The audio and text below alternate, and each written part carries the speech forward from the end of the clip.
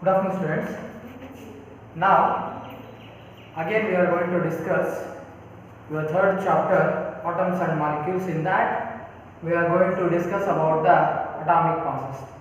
Yesterday, only in the previous class, what we have discussed, that is atomic mass, and regarding the atomic mass unit and how we are going to consider the universal atomic mass equivalent, nothing but 1/12 of the carbon. Like that, we already discussed in the previous class. Then in the textbook, in the table number 3.2, they are given some atomic masses of different elements. For those different elements, what are the atomic masses numbers are there? Now look at here, I have written some atomic masses of different elements. Now look at here, the very first one, hydrogen. The atomic mass of hydrogen is 1. The atomic mass of carbon is 12. The atomic mass of sodium is 23. The atomic mass of chlorine is 35.5. Like that, they have given the atomic mass table for different elements. That is, they are given in the table number 3.2 in your textbook. That is about your atomic mass table. Then, after that, I have written one more here. What is molecule?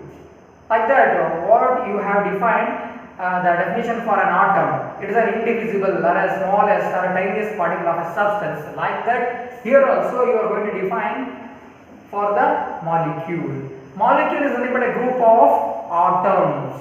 2 or more atoms, they are going to combine to form a molecule. For example, you take a O2. I am going to write here O2. O2 is nothing but a molecule of an oxygen. It requires 2 atoms of oxygen combined to form a molecule of an oxygen. Like that, we have so many elements. In that element, okay, how about the molecules? Nothing but how many numbers of the atoms are there? They are going to combine, they are going to grouping into form a molecule. Like that, for a definition of a molecule is about a group of atoms combined to form a molecule. In other words, it is also the smallest particle of a substance or an element. Like that. This is molecule. Then, and you know that what is an element, what is a compound. Okay, you know that in every element, in every compound, there should be a presence of atoms as well as the molecules. Here, what about the molecules? What type of molecules are present in an element, in a compound? Right? Here I have written molecule of elements and the compounds. What about or what is the or what type of molecules are present in compounds as well as the elements? Here I am going to take the very first one, the molecules of the elements. You know that elements are nothing but the substances which possess same type of atoms or same type of molecules. Nothing but same type of atoms, similar type of, identical type of atoms are present in an element or combined to form an element. In other words, same type or similar type or identical type of molecules are combined to form an element. You can give so many examples regarding the elements. I will write the elements like copper.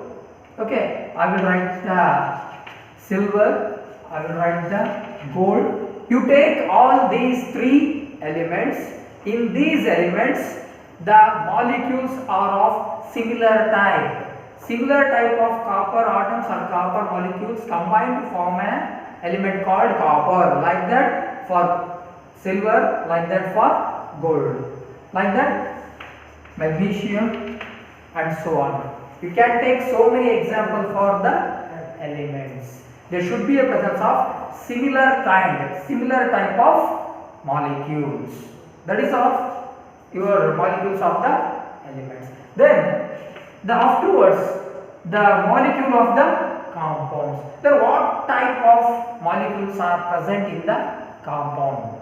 Nothing but you know that before going to this one, what about the compound? What is that compound? The combination of two or more elements, combination of or combining of two or more elements to form a new product. Okay, new product, that we call it as a compound. I will write here, okay, NaCl. This is a compound or an element? This is a compound because Na is a different element and this chlorine is a different element. I will write so many examples for this. MgCl2, alright. CO2, this carbon dioxide is a compound that is present in a gaseous form. Okay, you can take so many examples. What is this? For this compound, I will write this one H2O. You can take so many examples for the compound. Keep it in mind, combination of two or more elements combine to form the compound. In that compound, the molecules are of different types because the molecules of sodium is different, the molecules of chlorine is different, the molecules of magnesium is different, the molecules of carbon is different, the molecules of oxygen is different. For that reason, they have given one more table. I think 3.4. In your textbook, they have given a table. Then they have given, what is that? H2O. They have given two atoms of the hydrogen and one atom of oxygen is combined to form a compound called H2O. That is your water molecule. They are given. Then what is the ratio by mass? Okay. Yesterday only we discussed that 1:8. 1:8. 1 gram of hydrogen reacts with 8 grams of oxygen to form a molecule or 1 mole of H2O. Then you can take CO2, carbon dioxide also here. Okay. Then the ratio, I am going to write here carbon dioxide. What about the ratio by mass? They are given 3:8. 3 grams of carbon reacts with 8 grams of oxygen to form this compound called carbon dioxide. Like that, yesterday only you have taken the NH3 also. Here, what about this one? What is this? Ammonia. And what about the ratio by mass? 14:3. Okay. 3 grams of hydrogen reacts with 14 grams of nitrogen combined to form a compound called ammonia. Like that, we are going to discuss so many compounds. For that reason, what I have written here, this one sodium chloride, magnesium chloride, carbon dioxide, water molecule or ammonia. You take so many examples regarding this one. What is the fundamental concept in this? Means the molecules are of different types. Why the molecules are of different types? Because the presence of two or more different elements. Here the sodium is different, magnesium is different, carbon is different, oxygen is different. Variety of different types of elements are there. For that reason, different types of molecules are present. Because of the presence of the different types of molecules, then there should be a, what is that? There should be a formation of the different compounds also. Okay, that is of your molecules are present in elements and the molecules present in the compounds. Next, I have written one more word here, atomicity. What is that atomicity? I have written for this one monoatomic, diatomic, tetraatomic and polyatomic. I am just going to rub this one here. This one, how many atoms are combined, are going to form a molecules? For example, I have written here, what is this?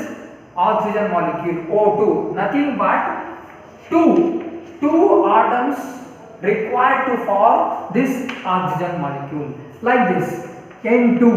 Here also, 2 atoms of nitrogen are combined to form a nitrogen molecule, and this one H2, two atoms of hydrogen combine to form a hydrogen molecule, right? If two atoms are present to form a molecule, then that becomes diatomic. Then for example, I have written here AR. This is argon. Then you take the helium. Take anything. These are monoatomic. AR, and we are going to simply write just AR only. Then helium, He. These two are examples for the monoatomic. Why this is monoatomic? Because only one atom is required to form the molecule enough. Okay, only one atom is required to form this molecule, this argon and the helium. For that reason, these two are the monoatomic molecules. Then the third one, tetraatomic. I am going to write here the example. What is this? Phosphorus. It requires 4 atoms to form a phosphorus molecule, right? For that reason, this becomes tetraatomic. 4 atoms are required to form this phosphorus molecule. For that reason, this phosphorus is an example for the tetraatomic. Then the last one, polyatomic. Many number of atoms are combined to form a molecule, then that become a polyatomic molecule. You can give so many examples for that reason. I am going to write one more example for the, what is that? This polyatomic. What is this? Yes, sulfur. It requires many atoms. Depends on the new compound. If anything is going to combine with the sulfur, then sulfur needs more than 2 or 3 many atoms to react with that another element. Then the new formation of the compound is somewhat different. The formation of the new compound is based on how many atoms are present for this sulfur molecule. For that reason, this sulfur is an example for the polyatomic. After these things, what I have written?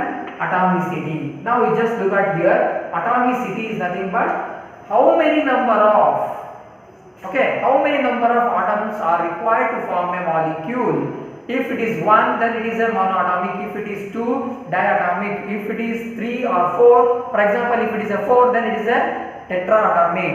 If it is more than 2, 3, 4 and odd, then that become a polyatomic. You can take so many examples for monoatomic, diatomic, tetraatomic and polyatomic, and they have given a table also for this atomicity, right?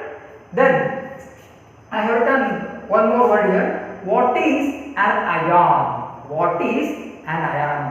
Now look at here. You know that in your previous 8th standard classes only you already studied anion, cation. If any ion is negatively charged, then that we call it as anion. If any ion is a positively charged one, then that is an cation. You already discussed anion and cation, right? Then before going to that, what is an ion? Ion means what? In chemistry, ion means it is the charged particle. In depth, when we go in depth about this ion, any atom in any atom, there is a presence of the charged particles. Nothing but if you are going to supply energy for an atom, okay, inside the atom the presence of the electrons, they are going to reach some higher levels, nothing but excited states. Then that become an unstable. To represent any unstable atom, to represent any unstable molecule, we are going to use a term called ion. Simply, ion means charged particles. If it is positively charged, then that ion call it as cation. If that ion is a negatively charged one, then we are going to call that one as a anion. You can see, you can learn about the ions in this topic, right? Now regarding this, I have written some example for that. Just take a look here. Sodium, you know that sodium, Na. I have written a symbol plus sign I have written over here.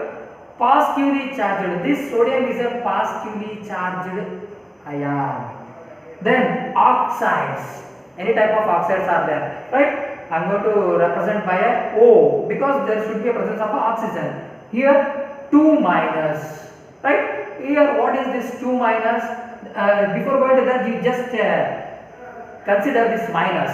This is negatively charged ion. Here nitride, this is N3 minus. This is also negatively charged ion. And this sulfate SO4 2 minus. This is also negatively charged. And the phosphate PO4 3 minus. This is also negatively charged. In nature, in different elements, in different compounds, we may get positive ions as well as the negative ions. That is anions as well as the cations. If it is a positively charged, then that is a cation. If it is a negatively charged, that is an anion. Depending upon the ions, the chemical reaction or the combination depends. That is about your ions. And names and symbols of ions already we discussed by taking these examples, right? This is about your molecules of the compounds, molecules of the elements, then atomicity, and as well as the ions also. This is about the molecules and the ions. Thank you.